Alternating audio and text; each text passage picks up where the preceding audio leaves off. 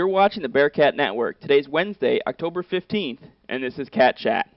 I'm Chris Sabato, my host Kip Ioane. We're bringing you news, events, and an inside look at Bearcat Athletics. Let's jump into the Roundup. We take a quick look at what happened this past week. Absolutely. Let's jump right in with Coach Tom Shoji and the volleyball team. Tough one Friday in Tacoma. Always a tough place to play. The Bearcats fall 3-1 up there against the Lutes, but rebounded nicely here in Cone Fieldhouse, where they've been very, very good all season long. Sweep the Boxers of Pacific University 25-15, 25-22, and 25-19. Moving on, a tough weekend in Spokane, which is always a hard trip for whatever Bearcat team ventures up to the the northeast corner of Washington. Football falls in a shootout, 61-45. We'll talk a little bit with Dylan Jones later. The running back had a record-setting performance for the Bearcats in the losing effort, but we look for Coach Fowles and the boys to rebound this week. In women's soccer, tough weekend for the Lady Bearcats. They lost to Pacific as well as Pacific Lutheran. Pacific Lutheran was a 3-0 loss, and that was a tough loss for them. Men's soccer, on the other hand, had a pretty successful week in only one game. Beat Linfield 1-0, and they're looking pretty good in the Northwest Conference race. And we'll get a little into them a little bit more later. Yes, we'll dig into them. Absolutely. Finally, rounding it off was not unusual for the people that are in the sport, but the fall golf situation going on with our men's and women's team. Coach Patrick Doherty and the guys and gals in the George Fox Culture Ram Classic, they finished in first place, 26 over. Ryan Kukula is tied for second overall individually with a 3-over performance. On the women's side, fourth place for the Bearcats, and Letta Jo Gallup tied for seventh individually at 14 over. And like I said, we'll dive a little deeper into men's golf. Men's golf. So like we said, golf is split. They've got a fall season and a spring season, which is, it's got to be a lot of fun for the athletes because they get a lot of competition in. Coming off last spring, they finished third in the regular season last spring and had a fourth place finish in the Northwest Conference tourney.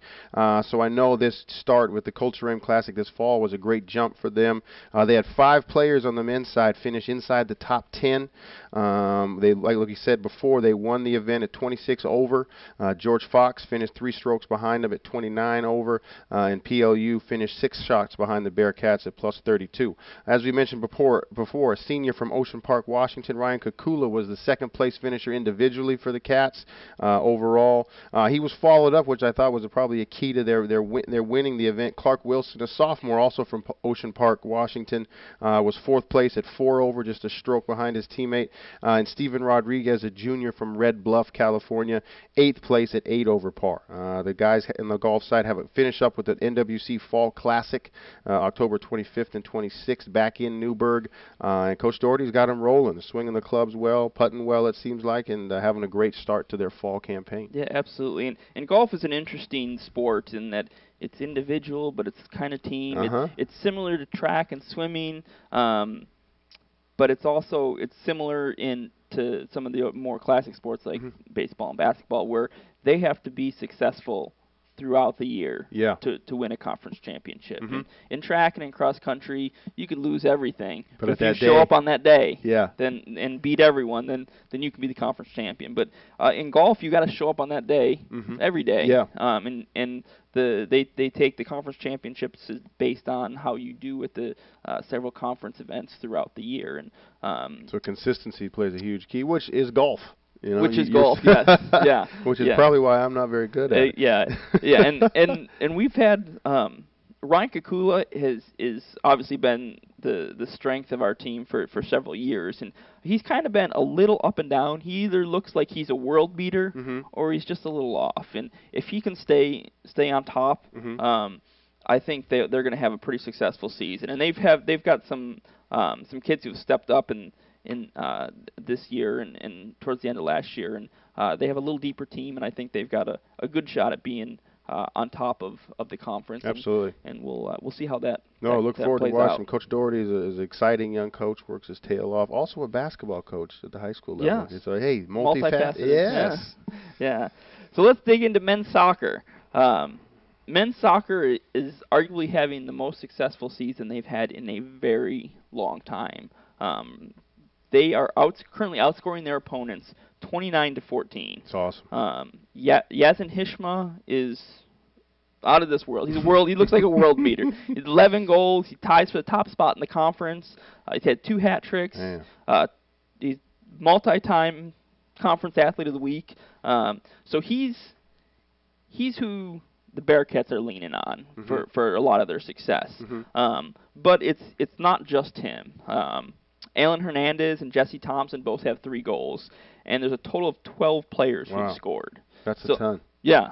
So they're spreading it out. I mean, obviously, Ioane is taking a majority of that load, but when you can spread it out around, you're gonna be successful. And that's 12 people have scored. 12 people don't play at the same time. So, right. So the people coming off the bench are scoring. And then you're putting defenses in a bind the more threats you have out there. Absolutely. Braden Calder, who's been stellar in the net. You say in the net? Between the posts? Yes.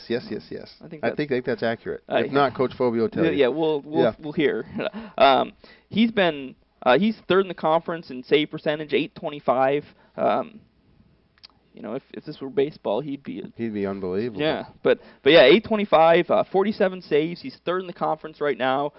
He's also been a multi-time conference athlete of the week. So you've got Ioane on one side of the field and Braden on the other, and they've got a pretty well-rounded team there. The thing that's impressed me watching them is I feel like their conditioning is amazing. Not just because of their soccer players, but just even compared to the other soccer teams they're going up against. I know Coach Phobie stresses that, but those guys get out and go. And there's no dead time with our team. They're running, they're attacking, and it's fun to watch. Right, and they've had several overtime games, and they are still looking strong in the overtime. So as far as the conference goes, right now the Bearcats are tied for 2nd with Whitworth, both at 5-1-1.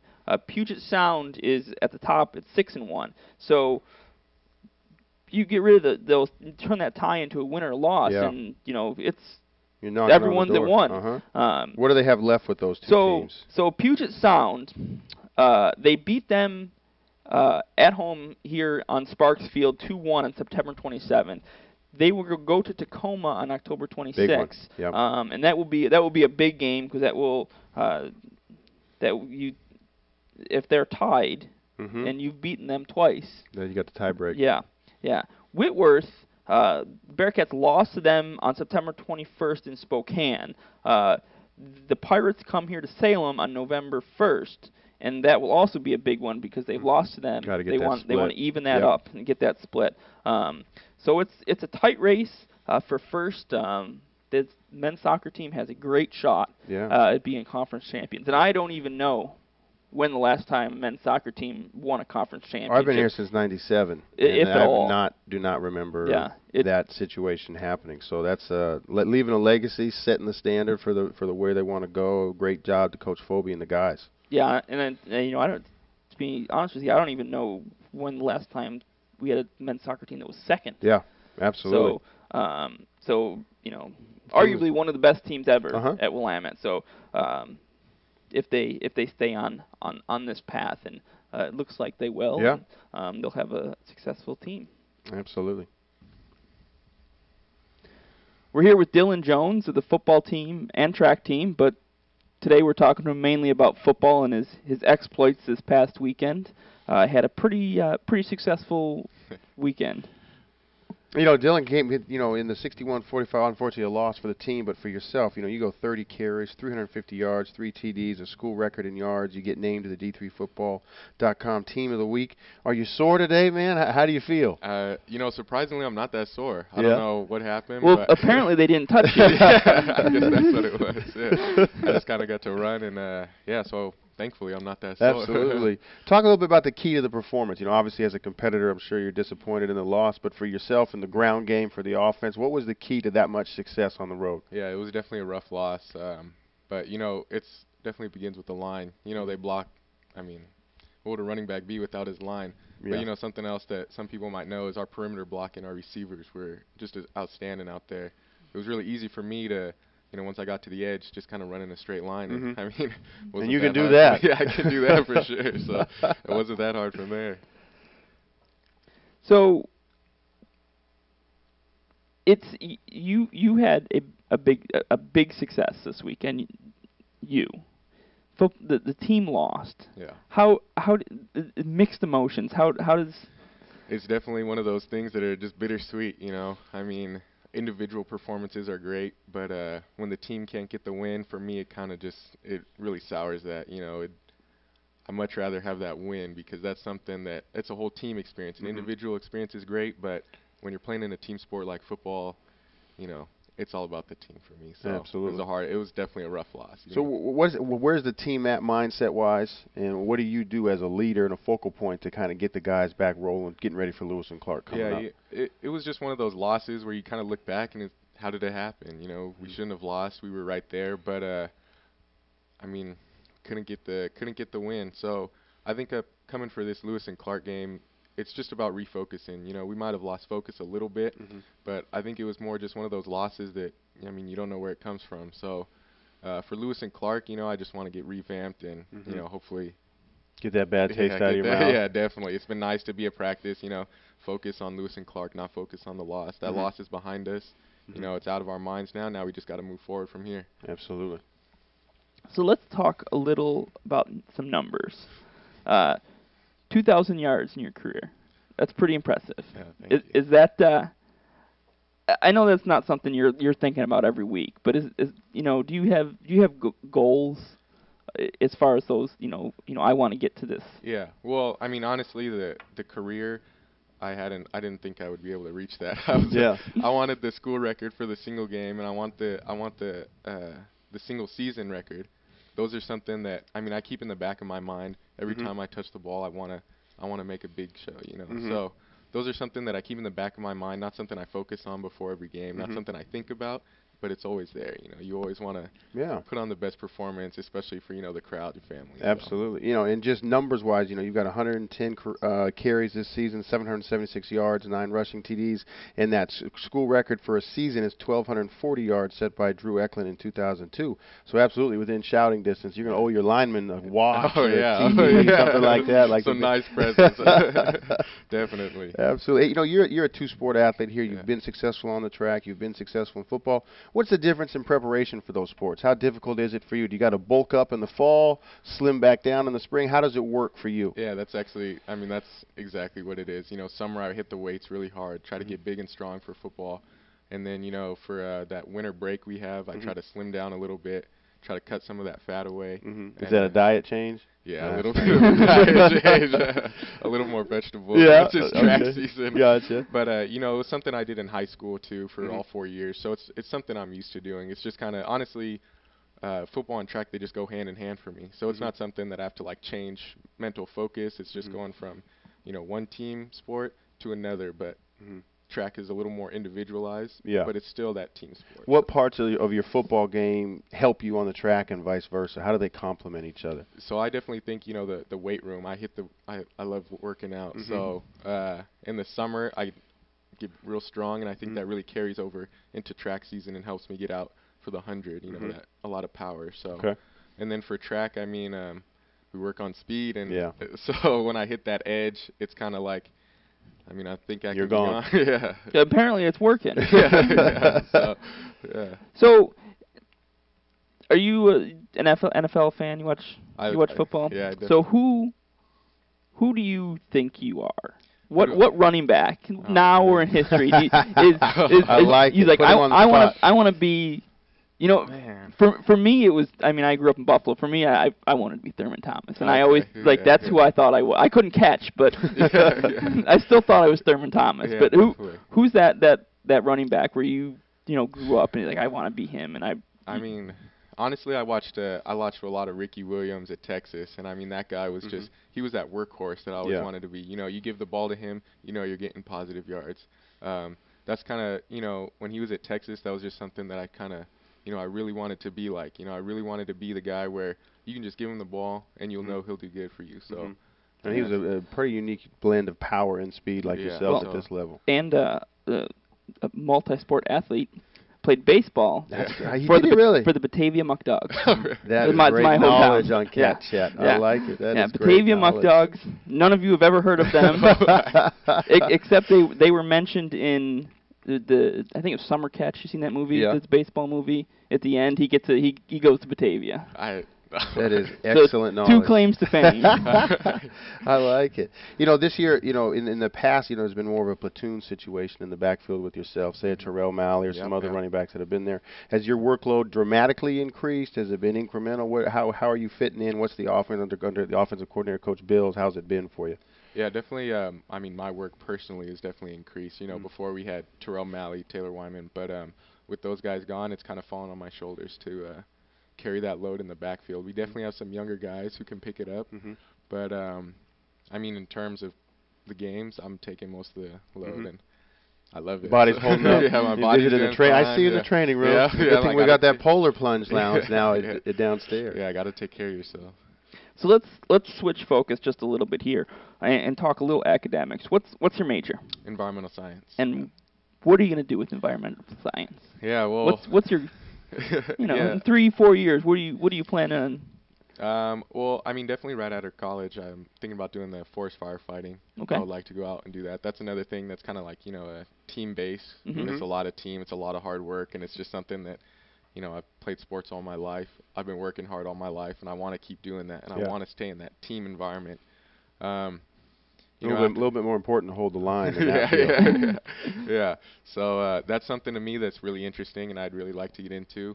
But with my degree, I'm hoping that it'll carry me up through the ranks and see where I can go through there. So right now, that's my plan. Great. What's your favorite class that you've taken so far at Willamette? Oh man, that's an interesting question. Actually, I took a sustainability and design class, which was really interesting because it's kind of gives you another look on how things are made. Like how you can how things can be made more sustainably, obviously, and to really look at where the entire life cycle of a product, from where it comes from, the materials where it comes from, where it's made, to where it's actually sold. And so, that was a class that really, honestly kind of opened my eyes to, like, why buy something that's, produced.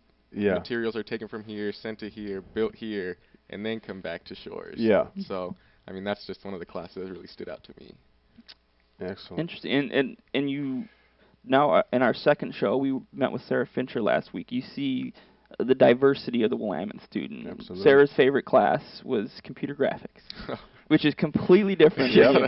And so that's the kind of the athletes and student athletes you get here at Willamette. A wide swath of endeavors. Well, Dylan, thanks for stopping by, and good luck this weekend. Yep, bounce back game versus the Pioneers. Yeah, thank you.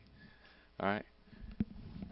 Looking ahead, another crazy weekend of scheduling here at Willamette and on the road for all of our fall sports.